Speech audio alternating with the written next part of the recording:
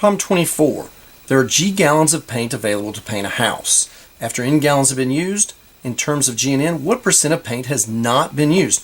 Let's just go in here and put some numbers. That usually helps us sometimes. There are, let's pretend, 10 gallons of paint available to paint a house. After 2 gallons have been used, then what percent of the paint has not been used? Well, let's think. We had 10 gallons. We took away 2. That left us with what? 8 gallons.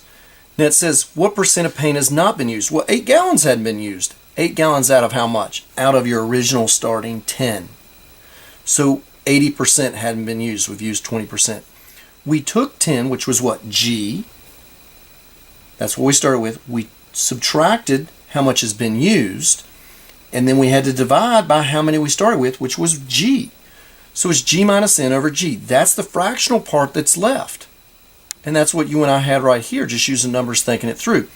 They want it in a percentage. That just means we're going to multiply everything by 100.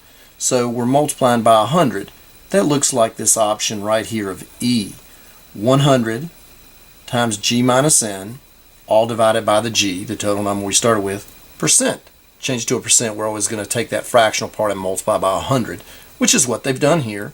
So the answer was pretty easy there if we just think it through. And again, sometimes it's very helpful to fill in those unknowns with real numbers so that we can sort of see what's going on and then go back and say, hey, 10 was G, 2 was N, this bottom was G. Just refill the variables in. There you have problem 24.